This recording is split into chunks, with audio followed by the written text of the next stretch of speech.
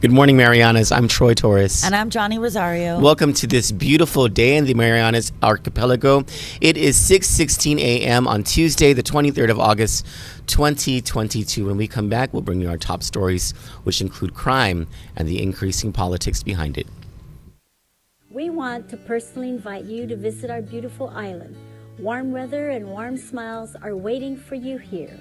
While there is a global concern for the 2019 novel coronavirus, we want to assure you that we have layers of defense, starting with our airlines and our airport to keep everyone healthy and safe. As of today, we have no confirmed cases of coronavirus on the island. We are excited for you to explore and experience our island paradise. We look forward to seeing you soon. Doesn't need to be a lawyer to see something's not right with the Leon Guerrero Tenorio administration's emergency procurement handled by Governor's legal counsel, Hai Hyun. I've never heard of verbal agreement, by the way, as a governor, and I've been 20 years in public office as a senator and a governor. I've never heard of a verbal agreement in any government capacity, which it seems to have occurred in this pandemic. And it seems like the paperwork is catching up after the verbal. GURA Executive Director Ray Tapasnia says Guam's homeless numbers for 2018 were at 854, or 51 in 10,000, putting our per capita ranking at second. But more importantly, when the hell are we going to start tourism up again? Look how we were discussing about the ARP, and one of the things that we wanted is for the governors to have discretionary power over the ARP, and that happened, right? We were given, and I'll tell you, my senators in Guam are very upset because they cannot appropriate the $596 million that was given to us. I'm going to first fix the roof. Make sure the roof is okay, all the windows are caulked so there's no leakage.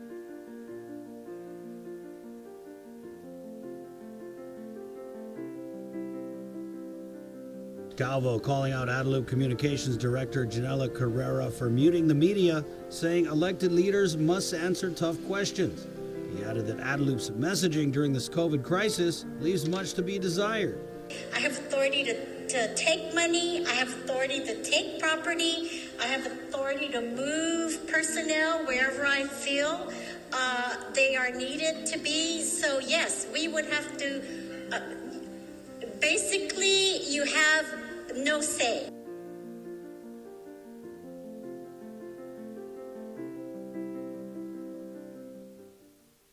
I'm Michael San Nicolas, and I approve this message. Now I would like to introduce the future of our island, Mr. Mike San Nicolas. Good afternoon, everybody. I'm so proud to be up here because from this angle I can see a whole ocean of our island's people standing in support of the one man that has been supporting us in Washington. What does it take to be in charge? It takes power. But power does not equal greatness. Greatness can only be achieved with a good heart.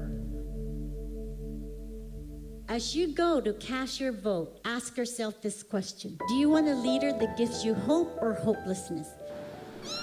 Like, people don't fully understand what we go through and the judgment that is passed upon us. Sooner or later, the stress gets to you. Being homeless is hard, man.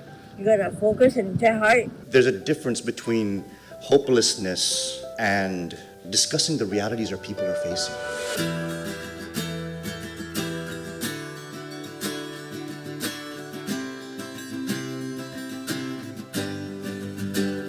Discussing them with passion, discussing them pragmatically, discussing them with experts, discussing them with the public. Adopting a philosophy of hope because we want 4 more years is the same politics we've been having, guys. It's the same politics we've been having. And that's why we're still debating these same issues. It's not hopelessness to talk about what the people are experiencing. It's not hopelessness to talk about the struggles of our community. It's not hopelessness to talk about what we need to plan and prepare for and the realities that are associated with that. Those kind of real conversations from real people, those are the kind of things that give me hope. Mr. President, on this island, we judge our leaders by the way they serve the people. In 4 years, we did so much that many of us didn't really believe could get done. We were able to resolve congressional issues. It doesn't take 2 terms to fix things.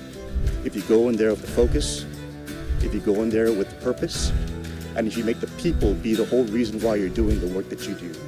We and I were willing to make this sacrifice if you will so have us. So we humbly ask for your support. Let's change course, Guam, and let's build a real future.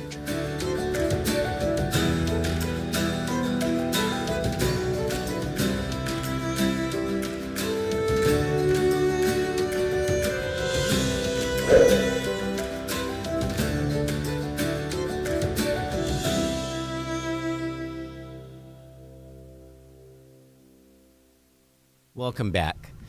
The 2 men originally indicted for shooting Brian Mendiola in the leg the evening of October 15, 2020, faced each other on different sides of the courtroom Monday afternoon.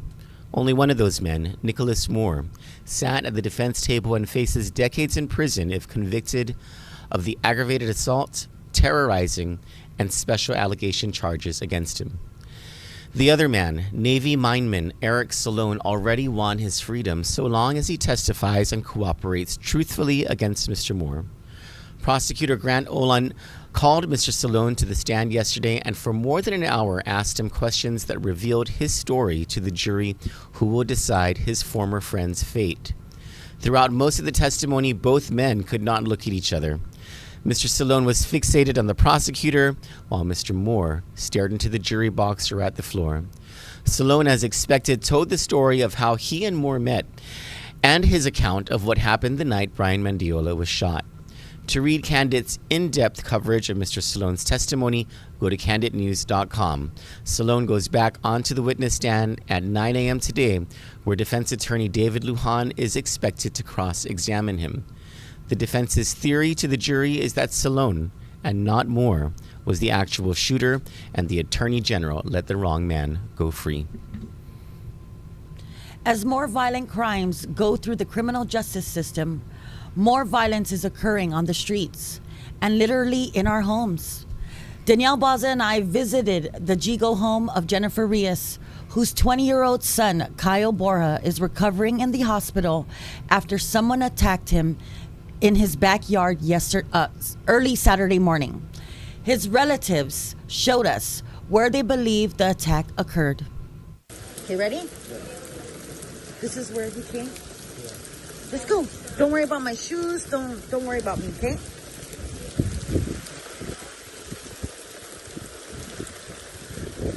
So he came out here. Do you guys know how far he went out? Just like, went only to the back.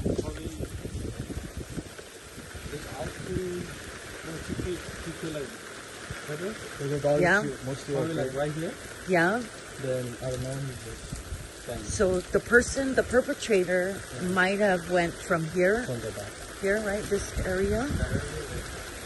This area. No, I was trying to say that because we asked the neighbors. Yeah. They said they didn't see no one. So what I'm thinking, they could have went to this side and this side to join the gate and then went to the corner. Is there usually people that come around here that shouldn't be here? So I have several questions, and thank you, and Sure. Danielle, for going there yesterday, especially braving the rain and all that. Yeah. I have several questions, and I'm sure our audience has several questions about this as well. First is, where is this area? Okay, it's right next to Sanchez High School. Okay. Is it a big public housing area? Yes. Well, it's not it's a subdivision. I wouldn't call it. Maybe some of it is public housing. Because they call it Gura 506, yeah, right?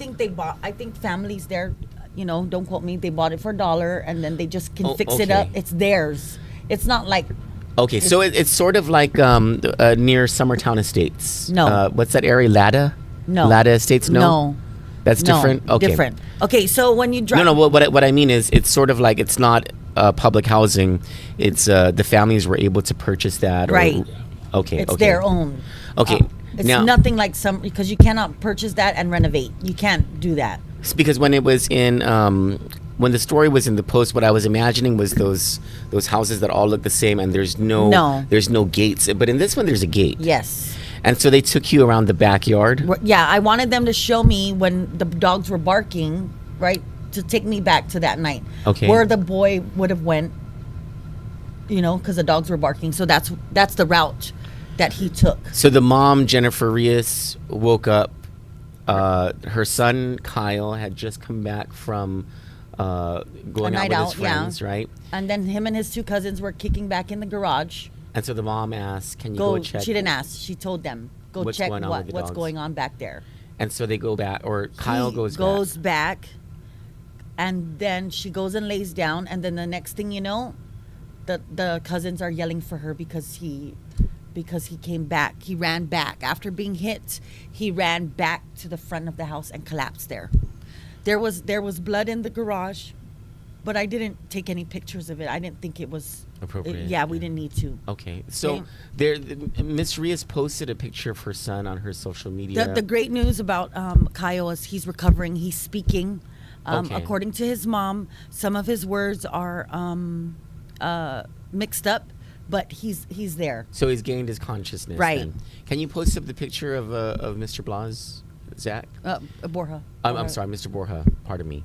And then also, Danielle and I, we were trying to be investigators yesterday, and that's good. You guys are the best at it.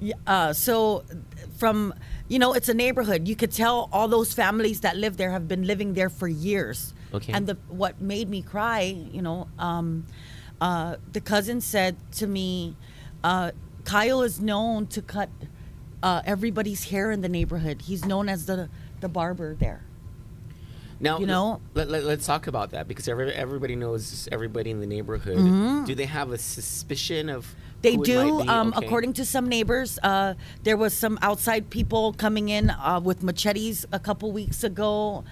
So they're causing problems. In the neighborhood. And according to one of the boys there, when that was happening, a lady took out her gun. Okay. She had a license. Herself. Yeah. And then they just went away. So there is a concern. There were cameras, but when Danielle and I when we were driving up, we noticed the home right behind Kyle Borja's home, Miss Rios' home. It's abandoned. Okay. There's the grass hasn't been cut, so I asked Miss Rios, when the police came, did they go into that home? Did they check did they canvass the area? Did they ask the neighbors for their, because you could see certain neighbors have cameras. According to Miss Rios, she did her own research. The boys went and asked. Nobody was home across the street. They haven't been able. And so I asked, did the police? She said no, nothing. That the police are actually just waiting for Kyle to wake up to interview him. So according to Miss Rios, the police did not canvass the area. Nothing. They did not go check the abandoned house to see if there was a weapon there. Nothing. And did we ask Guam that Police the Department? boys, check this out, the boys noticed over the fence a footprint and mud cracked. But the rain, it's gone. It's gone. It's gone so now. So the police did not check that. Nothing. Did we ask the police why? We did. We asked What did they say? They haven't responded. When did we ask them? Yesterday? Yesterday, while we were up there in Jugo. Nothing. No police report number, nothing. Nothing. That's terrible. Well, were we able to get Mr. Borja's picture up there? It's okay if we're having some technical problems. It's all right. We'll continue on with our stories, Ole. Back to me. Yeah. What is it? That's a sad story indeed. Mm-hmm. Well, supporters of the current administration may be trying to move the voting public's attention away from the problems plaguing the island as personal negative attacks against the governor's election challenger, Michael San Nicolas, are amplifying. Personal attacks against candidates are nothing new in Guam elections, but the level of pettiness against Congressman San Nicolas and his running mate, Sabrina Salas Matanani, are hitting new lows, especially with the ability for Leon Guerrero campaign surrogates to hide behind fake aliases in their attacks on social media, which are pervasive. The primary election, where San Nicolas hopes to unseat the sitting governor, begins this Saturday at 7 a.m. in precincts throughout the island. Now, when we come back from this short commercial break, we will bring you our agenda for today, which includes, here's a little bit of a spoiler, the election this weekend, of course, the continuing coverage of the Moore trial, and the search for the superintendent of education when we come back. As a defense attorney, I've represented many people who, if they weren't poor or they had received a higher education, may have taken a different path. As senator, I will propose a scholarship for those whose struggles are less academic and more financial. Let's keep our university full, not our prison. I'm Thomas Fisher. I not only approve this message, I wrote it. Paid for by Tom for Guam, Drake Diaz, Treasurer.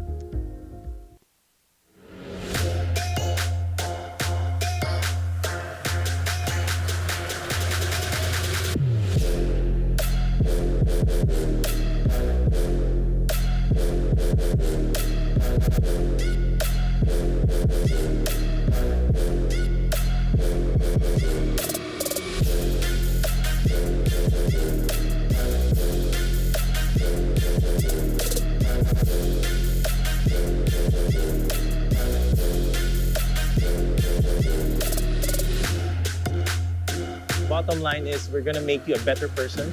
You're going to be healthier and fitter than you were before.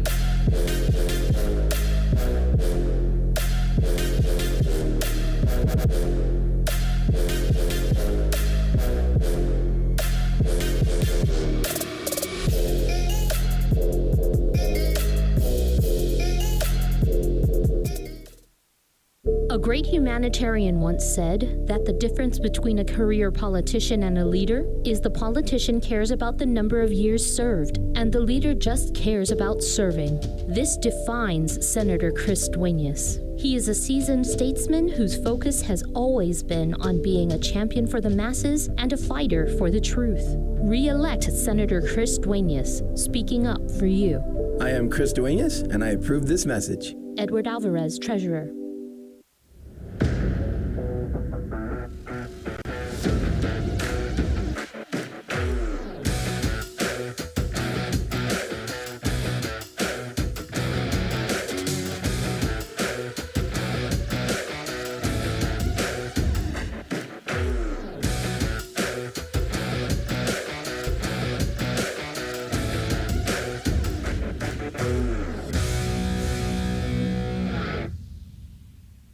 Huff Day. I'm Will Parkinson, and I'm standing in the bush.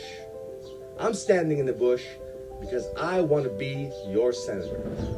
Before I ran for senator, I was actually involved in the legalization of this bush. I was one of the original advocates that supported Senator Clint Rogel when he legalized this bush. And if you elect me senator, I promise I will make sure no one ever makes this bush illegal ever again. So please, vote for me, Will Parkinson, number 8 on the ballot. Thank you. And I'm Will Parkinson, and I endorse this message. That's great. Like, hopefully the baddest guy in Junior doesn't find me. This is from his house. Welcome back, Marianas. So the primary election is this weekend on Guam, August 27. That's my brother's birthday. He's turning 47. If I'm 42, he's turning 47. Yeah. My brother Brian. Yeah, this weekend. And it's also an opportunity for you to celebrate if your Godzu wins. And the only way your Godzu is going to win is if you go and vote. Now, Johnny and I were talking about during the break. And by the way, there's no primary election in the CNMI. They go straight to a general election, and they have a better. I think they have a better election system. I don't like this whole primary thing, but in the CNMI, really, it's the best of whoever wins. And if you don't get 50% plus one, you go into a runoff election. It just seems like a better the system. The two top, yeah. Cool. But on Guam, we have a primary election where we have the political parties vying to put their two top or their top candidate for each party to go on to the general election. Former Governor Felix Camacho, as long as he meets the threshold of, I think it's 2.5%, which is, he's going to get that. He advances to the general election, and whoever between Governor Lulian Guerrero and Congressman Michael San Nicolas gets the majority of votes in that primary will advance to challenge former Governor Felix Camacho. Now, if Lulian Guerrero is defeated at the primary election, this would be the very first time an incumbent will be unseated during a primary, and there will be a long lame duck period for the administration. If Michael San Nicolas loses the primary election, then it would just be as elections have gone on before, where the incumbent advances to meet his or her challenger. If you want change to happen, then your change candidate is Michael San Nicolas in this election. And Johnny and I were talking about it during the break about these commercials that have been popping up. And of course, many of us, it's our opinion that, this taking credit for federal funds and all this is kind of just a bunch of malarkey, right? But there was a commercial that I saw yesterday, and it was on Facebook. It was a Leon Guerrero Tenorio commercial, and I took great exception to it because one of the things that they said was, "We promise to build Simon Sanchez High School, and we are." And I thought, no, you're not. There's no dirt that's moving on Simon Sanchez. Yeah. The school year began. There's probably one of the schools that has aircon problems. 3 school years have begun. 4 school years have begun. 4. And there's the other thing. Thank you for bringing that up. Everything where they're able to say, we promised this and we're doing it. You're just doing it in the last couple of months, right before an election, just because you have a formidable challenger. And I know who I'm voting for. I know this who coming I'm Saturday, voting for. and it's not going to be any secret. The election is this weekend. Can you inform our viewers where, whatever villages they're registered in, where they can go and vote between 7 a.m. and 8 p.m. this coming Saturday? It closes at 8. It closes at 8 p.m. The polls, yes. Okay, in Hagåtña, I just want to read this. Sure, absolutely. There's a total number of registered voters as of June 25th is 55,332. Increase in voters. So they registered 1,688 voters. They're new voters. Okay. But 27 canceled voters from Department of Public Health and Social Services because they're on the death list. Oh, they died. Yeah, I'm pretty sure there's more, right? There's probably more. Anyways, so I want to just go over we'll go straight into Dedido. Okay. If your voting precinct is Dedido, John Savares. They actually have two locations, Wait. right? There are 13,995 voters in Dedido. Oh, that's a lot. Yeah, so that's quite a bit. If you are A to O, if your last name begins with A and ends, or O, all the way through O, you go to Ukadu High School. If you are from that's in Dedido. Ukadu, yeah. P through Z, you will go to Liguan Elementary, and that is in the heart of Liguan. Yeah. Okay. Hagåtña, I believe it is. I guess it doesn't say. Right there on the other. Oh, Guam Congress Building. Yeah. So that's here in Hagåtña. Asin and Maina is at the Asin Community Center. PD is at Jose Rios Middle School. Agate is at Ocean View Middle School. Watch out for the ceiling tiles that will fall on you. Santa Rita is at Harry S. Truman. Umatic is the Umatic Mayor's Office. Maleso is at Maritzo Martyrs Memorial Elementary School. Inarahan is at Inarahan Middle School. Talafofo is at the Talafofo Elementary. Jotnya is at MU Lujan. Elementary. Oh, last election. It just reminds me. So me and Teresa, the day of the election, I just left John Ananich. I went and waved with him. And then I went to check Teresa. She jumped in my Jeep and we boogied it down to Jonya. And then I didn't realize that we were spying. It was so much fun. I love Teresa. She's fun. We went strolling down to Jonya, and and I'm like, oh, what is going on? I thought we're going to go down there and wave, And she's like, no, we are not getting down here. Like, come on, baby. I'm not doing any of that. This is my first campaign to not do any of that stuff. I asked Boo. So on Saturday morning, we're going to get up early. We got to go to Jigo because that's where I'm still registered. Are we the same precinct? Yes, yeah, right? Yeah. We're at DL Paris. We're at DL Paris, yeah. Okay. And then from Jigo, we have to boogie it down to Inarajan. Okay. So this is going to be Boo's first, rah-rah election. But are you guys going to stand at I don't know. I want to do it. I want to go around and wave and say hi to... I don't want to do any of that. What are we doing Saturday? You mean in terms of election coverage, we'll be here. Yeah. We're not going over there to the UOG Center? Yeah? No, I don't think so, because then we have to bring equipment and all that. And the comfort of our own. Hello, we don't need this. Is what I love about Kandit. This is our equipment right here. Well, this is it. I'm going to ask the Republican Party people if they can just give us the information from UOG Election Central. Well, why can't we ask the Democratic people? I mean, because they don't like us. Oh. Yeah. I think they'll still give it to us. They like to hate us, right? I don't know about that. Okay.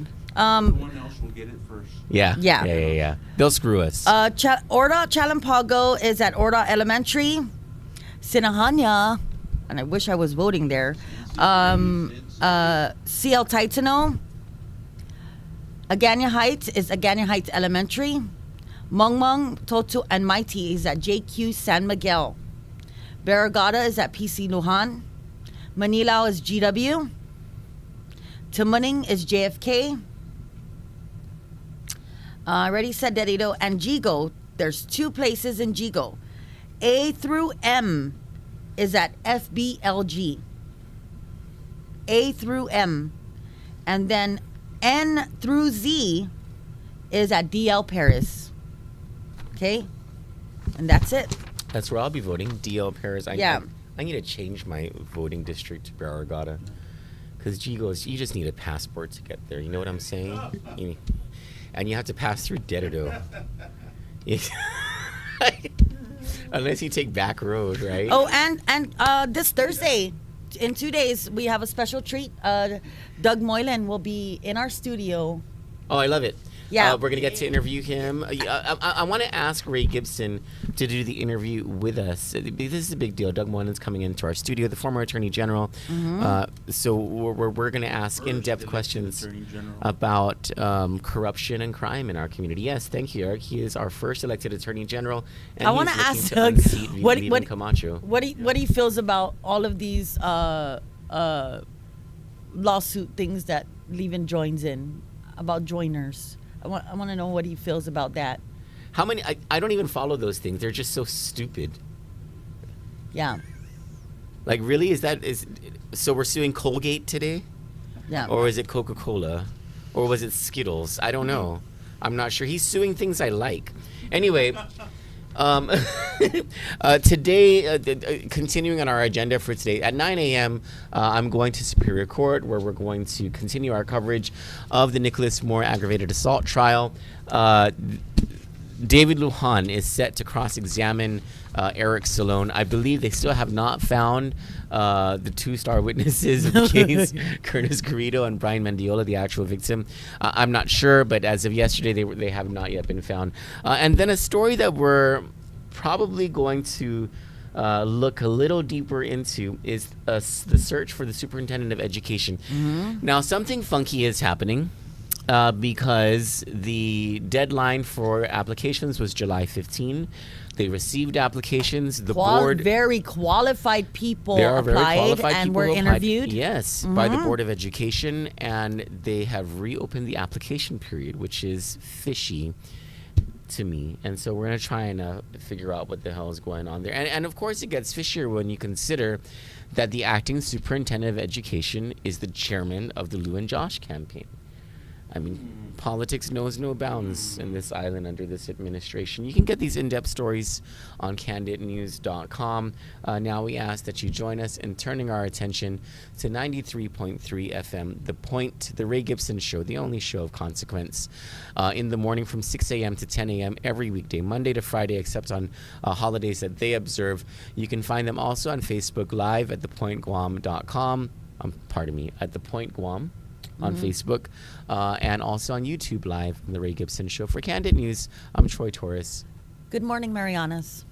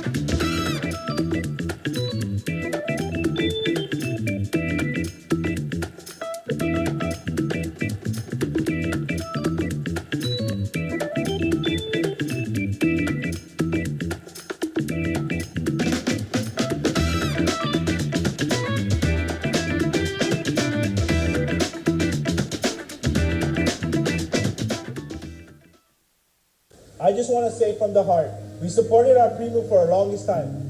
And the reality is we're supporting the team that we feel is the right for governor and lieutenant governor today. If you want somebody that you could talk to, if you want somebody that can listen, feel your pain and your challenges, this is the right team. This is genuine. And they've been doing a damn good job for the last 4 years. We all know that one of the pillars of the Democratic Party has always been the Uggan family. We're the party of the working people. We're the ones that are pulling people out of poverty. We're the ones that can be relied upon. We're the ones that will help the people. Please vote for Governor Lou Yarborough and myself. Please deliver a win for us in the primary. Viva Familia Uggan!